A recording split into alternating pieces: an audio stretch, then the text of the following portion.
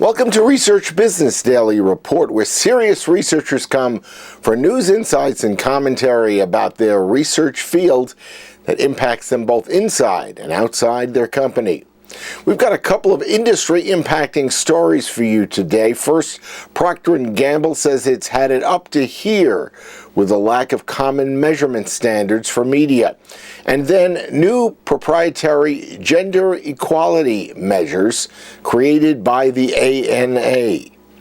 RBDR sponsored today and this week by 2020 Research, helping you to do better research.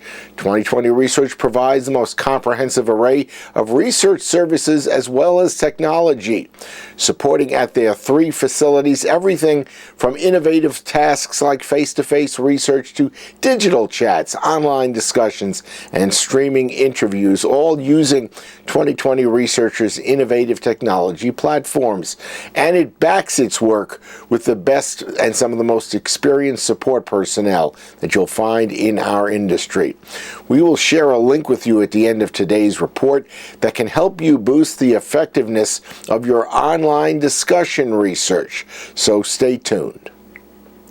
I can recall at least one previous moment when a leader inside Procter & Gamble issued a warning, or if you prefer, a cautionary statement about P&G insisting on important changes that needed to take place that relate to research or else. Within the past 10 years, P&G, through former research head Kim Dedeker, had advised the research industry that there was a very serious problem with online panel research, and later complained that traditional research, including online modes, had become so inadequate that they might be easily replaced down the road by insights created through social media.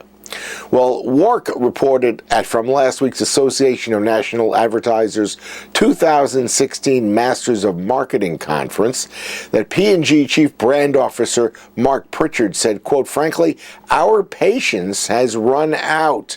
It's time to insist that all media partners adopt common, transparent measurement standards and accept third-party verification," end of quote. And he added that we're spending too much of our time on the measurement of advertising versus the quality. In other words, Pritchard wants his personnel inside his company to be able to dedicate themselves to creating advertising that is very, very appealing to consumers. And in a time in which ad viewing is being dominated by ad blockers, P&G desperately wants to be able to focus on development of great advertising so that can meet an even more direct goal, and that is fostering deeper relationships with consumers. Moving on to our second story, it was also generated at the ANA conference, where its board of directors heard from its Alliance for Family Entertainment Group, or AFE. The subject, gender bias in advertising, specifically that removing conscious or unconscious gender bias from advertising now can be shown to increase purchase intent by at least 26% overall and more than 45% just among the female sect. ANA-AFE announced development of a proprietary gender equality measure. It's the joint effort of the so-called #SeeHerTeam. It's composed of research company Advertising Benchmark Index, AFE's large advertising executives, and Shelley Zallis, founder and CEO of the TFQ Girls Lounge. The upshot of their work, advertising with more accurate portrayals of women scores significantly higher with consumers than those that do not. So on the docket moving forward is a study of the impact of GEM, Gender Equality Measure, findings regarding gender bias. It'll be done with the help of TiVo. GEM scores will be released quarterly to track progress and to help the movement increase its accuracy. In the eyes of women, its goal is to increase it by 20%. Zallis claims these GEM scores will become, quote, "an industry standard for equality, that what matters, and creative that is created accurately portraying women." There's much to this important advertising enhancement, and we've got the link for you to check out the story from which this information all came. So look for it. It's in the email to subscribers and in the description box underneath the video. That's your Research Business Daily Report, which has been sponsored today and all this week by 2020 Research, helping you to do better research. 2020 Research provides the most comprehensive array of research services and technology and supports at its 3 facilities innovative research techniques like face-to-face research, digital chats, online discussion research, and streaming interviews, all by using their innovative technology platforms.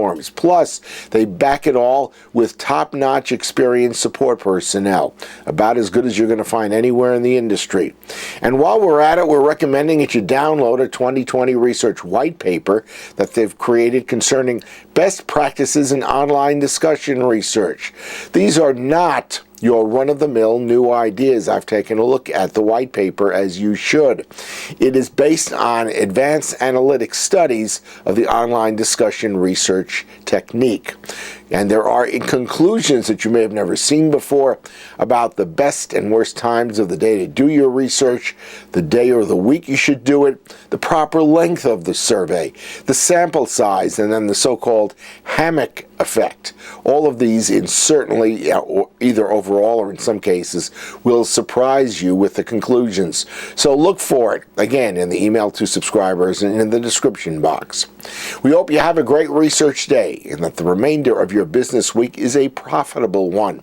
Please enjoy the upcoming fall weekend, and we will see you back here next Monday.